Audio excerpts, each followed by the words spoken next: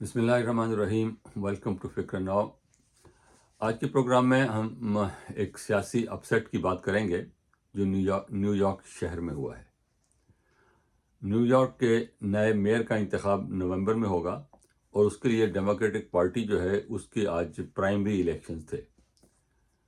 New York state کے سابق governor Andrew comma وہ لیڈ کر رہے تھے اور سب کو یہ خیال تھا کہ وہ جیتیں گے، اور بڑے بڑے نام جس میں بل کلنٹن کا نام شامل ہے، نیو یارک ٹائم کا نام شامل ہے، اور ڈیموکریٹک پارٹی کی جو سینئر قیادت ہے ان سب نے اینڈریو کومو کو انڈورس کیا تھا، اس کی سپورٹ کی تھی. نیو یارک ٹائمز نے بلکہ لکھا، اس کے خلاف لکھا کہ زہران ممدانی جو ہے وہ اس کے حقدار نہیں ہے کہ ان کا نام بیلٹ پیپر ہو، کیونکہ وہ بہت ینگ ہیں، ان کا تجربہ نہیں ہے، ان کی عمر 33 سال ہے.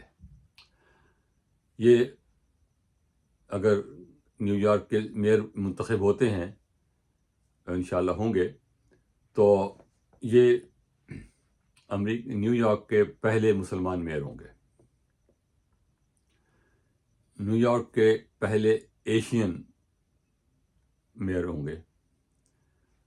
اور اگر ویسٹ کی طرف حساب سے دیکھا جائے تو لندن کے بعد جو بہت بڑا شہر ہے اس کے میئر صدیق خان کے بعد یہ دوسرا موقع ہوگا کہ امریکہ کے سب سے بڑے شہر نیو یارک کا میئر جو ہے ایک مسلمان، ایک ساؤتھ ایشین اور ایک نوجوان وہ منتخب ہو.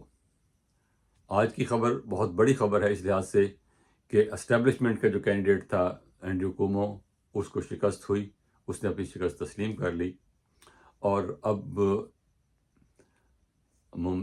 زہران ممدانی کے لیے راستہ صاف ہے. زہران ممدانی یہاں کیسے پہنچے، اتنی کم عمر میں، اتنی جلدی سے کیسے پہنچے، اس پہ اب باتیں ہو رہی ہیں. تو لیکن جو میں بات کرنا چاہتا ہوں وہ یہ ہے کہ مسلمان ہوتے ہوئے بھی، ایک براؤن کلر کا شخص ہوتے ہوئے بھی، ایک امیگرینٹ فیملی کا ممبر ہوتے ہوئے بھی، اور خود بھی ایک امیگرینٹ ہوتے ہوئے بھی، امریکہ جیسے ملک میں یہ ممکن ہے کہ آپ اعلیٰ ترین دفتر میں پہنچ سکیں.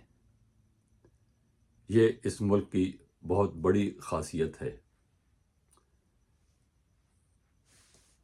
ممدانی صاحب کی پیدائش جو ہے وہ یوگنڈا کی ہے.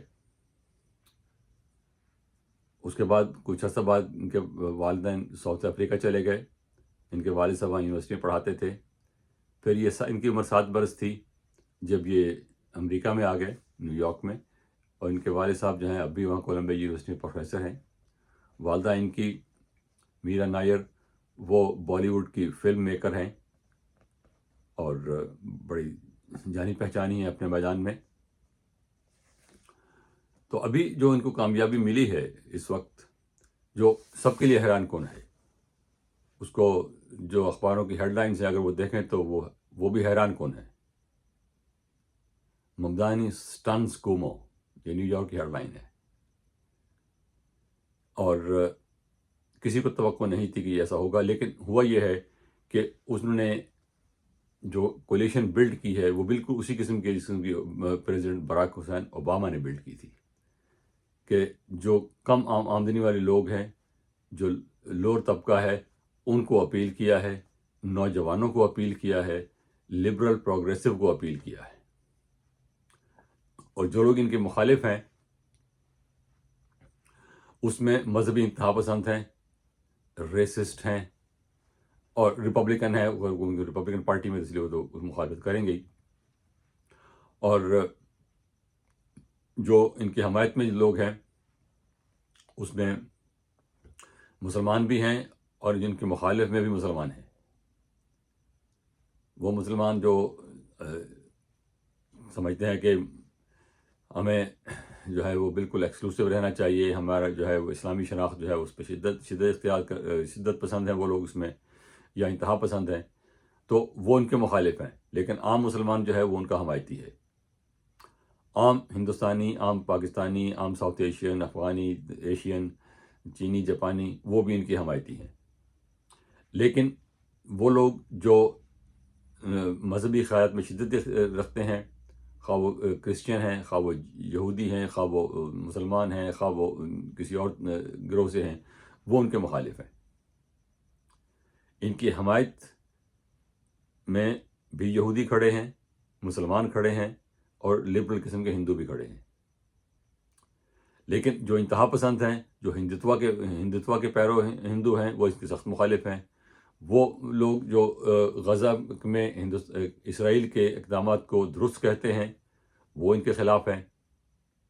انہوں نے اپنے اسپیچز میں کہا ہے کہ جو کچھ غزہ میں ہو رہا ہے وہ جینوسائیڈ ہے، وہ نسل کشی ہے، اور یہ لفظ جو ہے استعمال کرنا جو ہے وہ عام مین اسٹریم میڈیا میں منع ہے۔ قانونی طور پہ منع نہیں ہے، لیکن کیونکہ اسرائیل کی حمایت کرنی ہے تو اس لیے یہ لفظ استعمال نہیں کیا جاتا، عام طور پر نہیں کیا جاتا کہ غزہ میں جو کچھ ہو رہا ہے وہ مسلمانوں کی، فلسطینیوں کی نسل کشی ہو رہی ہے۔ تو لیکن اس شخص نے یہ استعمال کیا کہ وہاں جو کچھ ہو رہا ہے نسل کشی ہو رہی ہے، لیکن انہوں نے یہ بھی کہا ہے کہ اسرائیل کو ایک بحیثیت ایک ریاست کے وہاں پر زندہ رہنے کا حق حاصل ہے۔ تو اس پہ جو ہے وہ لوگ جو کہتے ہیں کہ اسرائیل کا وجود ہی ناپاک ہے، اس کو وجود ختم کرنا چاہیے، وہ جو ہے اس کے مخالف کرتے ہیں۔ تو میں عرض یہ کرنا ہے کہ اگر آپ امریکہ جیسے ملک میں رہتے ہیں، ویسٹ میں رہتے ہیں، یا یو کے میں رہتے ہیں، آپ مسلمان ہیں، آپ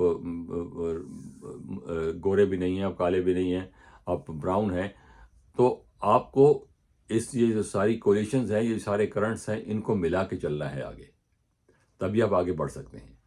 ہمارے لوگوں کا مسئلہ یہ ہے کہ ہم لوگ جو ہے ان کی پالیٹکس میں، ان کی عام سماجی زندگی میں حصہ ہی نہیں لیتے۔ کام بھی جہاں کرتے ہیں بس کام کرتے ہیں، وہاں بھی بچ بچا کے رہتے ہیں، پھر جب گھر آتے ہیں یا اپنے کام ختم کرتے ہیں، ریٹائرمنٹ کرتے ہیں، تو کسی سے رابطہ نہیں رکھتے۔ تو اس کا نتیجہ یہ ہے کہ آپ میں ایک عجیب سی مینٹیلٹی ڈیولپ ہو جاتی ہے کہ ہمیں تو الگ رہنا ہے، ہم کوئی الگ چیز ہیں۔ ہم الگ چیز نہیں ہیں۔ اگر آپ اس ملک میں ہیں، امریکہ میں ہیں، یا جاپان میں ہیں، یا لندن برطانیہ میں ہے، یا فرانس میں ہیں، تو آپ کو، اگر آپ نے اس ملک کی شہریت اختیار کر لی ہے، اپنا مستقبل اس ملک سے وابستہ کر لیا ہے، تو پھر اس ملک کے ساتھ آپ کو وفاداری کے ساتھ، اور اس ملک میں آگے بڑھ کے آپ کو اپنا وجود تسلیم کروانا ہے۔ اور آپ اپنا وجود تبھی تسلیم کرا سکتے ہیں اب ان کی سیاست میں حصہ لیں گے، ان کی جو سوشل آرگنائزیشنز ہیں اس میں حصہ لیں گے، ان کی آرٹ کی جو لائف ہے اس میں حصہ لیں گے، اور آگے بڑھ کر اپنا وجود ثابت کریں گے۔ اور وہ کمیونٹی جنہوں نے کیا ہے وہ آگے بڑھی ہیں۔ آرمینینز کو دیکھ لیجئے، کورینز کو دیکھ لیجئے، یہودی کو دیکھ لیجئے، انہوں نے یہ کام کیا ہے۔ اور پچھلے 30-40 سال میں جو ہندوستان سے لوگ آئے ہیں، زیادہ تر ہندو، انہوں نے اپنے آپ کو ثابت کیا ہے، اور وہ انہوں نے فائنانس میں اپنے آپ ثابت کیا ہے، اپنے کو فلم انڈسٹری میں کیا ہے، اپنے آپ کو آرٹ میں کیا ہے، اپنے کو ناول نگاری میں کیا ہے، بک رائٹنگ میں کیا ہے، سیاست میں کیا ہے، زندگی کے تمام شعبوں میں جو بھی آپ کی جس میں بھی آپ کی دلچسپی ہے اس میں آپ آگے بڑھیں۔ تو اب یہ جو ہے ایک بہت بڑا موقع ہے، اور بہت اچھا موقع ہے کہ ان کی حمایت کی جائے۔ لیکن ان کی حمایت میں یہ نعرے نہ لگائے جائیں کہ اسلام زندہ باد اور اس قسم کے نہیں۔